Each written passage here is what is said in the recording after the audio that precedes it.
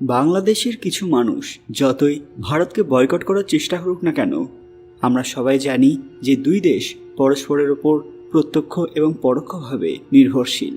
বিশেষত বাংলাদেশ ভারতের ওপর বেশ কিছু দিক দিয়ে নির্ভরশীল, যার বড় প্রমাণ পাওয়া গেল ইতিমধ্যে। বাংলাদেশ সম্প্রতি ভারতের কাছ থেকে প্রায় 50,000 টন চাল আমদানির অনুমোদন দিয়েছে, যা উভয় দেশের অর্থনৈতিক এবং কূটনৈতিক সম্পর্ককে আরও মজবুত করার একটি বড় উদাহরণ। এই চাল আমদানির প্রধান কারণ হিসেবে বলা হচ্ছে বাংলাদেশে খাদ্য মজুত বাড়ানো এবং বাজারে স্থিতিশীলতা বজায় রাখা। কিন্তু আসলে কি তাই যে বাংলাদেশ কিছুদিন আগে অবধি ভারতকে কোনো পাত্তাই দিচ্ছিল না, তারা আজ হঠাৎ আবার কেন চাল নেওয়ার চেষ্টা করছে? সত্যটা জানলে আপনারাও অবাক হবেন। তার আগে কমেন্ট বক্সে হর হর মহাদেব লিখতেই ভুলবেন না। সকলকে আমাদের চ্যানেল পুরাণ কথায় স্বাগত। আজকে আপনারা জানবেন কেন ভারতের কাছে চাল চাইছে বাংলাদেশ। ভিডিওতে এগোনোর আগে সবাই অবশ্যই আমাদের চ্যানেলটি সাবস্ক্রাইব করে নেবেন। সাম্প্রতিক সময়ে বাংলাদেশে খরার প্রভাব এবং বন্যার কারণে ধান উৎপাদনে ব্যাঘাত ঘটেছে, যা খাদ্য নিরাপত্তা নিয়ে উদ্বেগ সৃষ্টি করেছে। এই পরিস্থিতিতে ভারতীয় চাল বাংলাদেশের খাদ্য সরবরাহ শৃঙ্খলে গুরুত্বপূর্ণ ভূমিকা পালন করবে। ভারতের দিক থেকে এটি শুধু ব্যবসায়িক চুক্তি নয়, বরং আঞ্চলিক সহযোগিতা প্রদর্শনের একটি বড় পদক্ষেপ।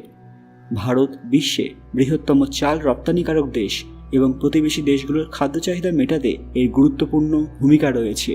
ভারতের জন্য এটি অর্থনৈতিকভাবে লাভজনক হওয়ার পাশাপাশি একটি কূটনৈতিক বার্তাও যে প্রতিবেশী দেশের চাহিদা মেটাতে তারা সবসময় প্রস্তুত। যে দেশ তাকে অনবরত ছোট করে, অপমান করে, বয়কট করার চেষ্টা করে, তাকেও সাহায্য করবে ভারত। তবে এই ধরনের চুক্তি কিছু চ্যালেঞ্জও সৃষ্টি করতে পারে। ভারতের অভ্যন্তরীণ বাজারে খাদ্যপণ্যের দাম স্থিতিশীল রাখা একটি গুরুত্বপূর্ণ বিষয়, বিশেষত যদি রপ্তানির কারণে সরবরাহ সংকট তৈরি হয়। অন্যদিকে বাংলাদেশের জন্য আমদানির ওপর নির্ভরশীলতা তাদের স্থানীয় কৃষি খাতের ওপর প্রভাব ফেলতে পারে। এ বিষয়ে বিশেষজ্ঞদের জিজ্ঞাসা করা হলে তারা বলছেন যে এই চুক্তি উভয় দেশের জন্যই লাভজনক, তবে দীর্ঘমেয়াদে খাদ্য নিরাপত্তা নিশ্চিত করার জন্য বাংলাদেশকে স্থানীয় উৎপাদন বাড়ানোর দিকে মনোযোগ দিতে হবে। ভারতও তাদের রপ্তানির ভারসাম্য বজায় রেখে আঞ্চলিক সহযোগিতা চালিয়ে যেতে পারে। এই ধরনের উদ্যোগ দক্ষিণ এশিয়ার দেশগুলোর মধ্যে পারস্পরিক নির্ভরতা এবং সম্পর্ককে আরও দৃঢ় করবে। ভারত এবং বাংলাদেশের মধ্যে দীর্ঘস্থায়ী বাণিজ্যিক সম্পর্ক এবং সাম্প্রতিক সময়ে খাদ্যশস্য, বিশেষ করে চালের আমদানির প্রমাণ অনুযায়ী ভবিষ্যতে খাদ্যশস্যের চাহিদা মেটানোর জন্য ভারত বাংলাদেশের একটি নির্ভরযোগ্য উৎস হয়ে যেতে পারে। ভারতের কৃষি উৎপাদন এবং সাপ্লাই চেইন ব্যবস্থার স্থিতিশীলতা, পাশাপাশি প্রতিবেশী দেশ হওয়ার কারণে বাংলাদেশ ভারত থেকে সহজে এবং দ্রুত এইসব পণ্য আমদানি করতে পারে এবং বর্তমানে করছেও। এর মাধ্যমে বাংলাদেশ তাদের অভ্যন্তরীণ চাহিদা পূরণ করতে সক্ষম হচ্ছে, অথচ আবার কিছুদিন পরেই তাদের বয়কট করার হুমকি দিচ্ছে। ভবিষ্যতে বাংলাদেশ ভারতের কাছ থেকে আরও বিভিন্ন ধরনের পণ্য আমদানি করতে চাইতে পারে, যেমন গম, ভুট্টা, চিনি, সার, ওষুধ এবং তেল। বাংলাদেশের কৃষিতে প্রাকৃতিক দুর্যোগ বা উৎপাদন সংকটের কারণে খাদ্য নিরাপত্তা নিশ্চিত করতে এই ধরনের পণ্যের আমদানি অব্যাহত থাকতে পারে। বিশেষ করে গম এবং ভুট্টা যেমন খাদ্যশস্যের ঘাটতি পূরণে গুরুত্বপূর্ণ, তেমনি ভারত থেকে অন্যান্য কাঁচামাল যেমন সার এবং বিভিন্ন শিল্পপণ্য বাংলাদেশে উচ্চ চাহিদা থাকতে পারে। ভারত খাদ্যশস্য রপ্তানির দিক থেকে একটি নির্ভরযোগ্য দেশ, সেটা বাংলাদেশ ভালো করেই জানে। সে তাদের মধ্যে যতই সংঘর্ষ হোক বা কথা কাটাকাটি হোক না কেন, তারা এটা জানে যে ভারত ছাড়া তারা এক পাও চলতে পারবে না, কারণ অন্য দেশ তাকে সব কিছু দিয়ে সাহায্য করতে পারে না যেটা ভারত পারে। এর পাশাপাশি ভারতের সঙ্গে বাংলাদেশের দীর্ঘদিনের অর্থনৈতিক এবং সাংস্কৃতিক সম্পর্ক রয়েছে, যা নিমেষের মধ্যে কি নষ্ট করে দেওয়া যায়, যা এই ধরনের চুক্তিকে সহজতর করে। রাজনৈতিকভাবে বয়কট বা আমদানি কমানোর কথা বলা হলেও প্রকৃত পরিস্থিতি এবং খাদ্যশস্যের অভাব মেটানোর জন্য এই সিদ্ধান্ত প্রয়োজনীয় হয়ে পড়েছে।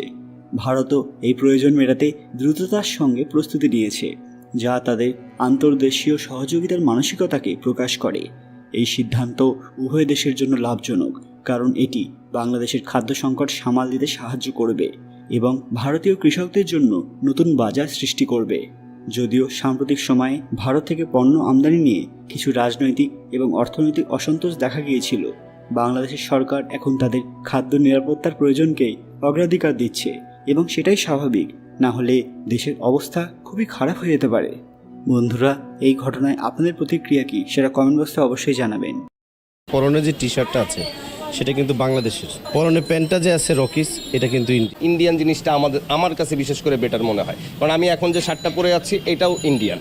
এটা আমি ইন্ডিয়াতে গিয়ে যে দামে কিনেছি, বাংলাদেশে ওই দাম দিয়ে এরকম একটা কোয়ালিটিফুল প্রোডাক্ট পাওয়া সম্ভব না। ভারত আস্তে আস্তে বুঝিয়ে দিচ্ছে যে তার ক্ষমতা কতটা।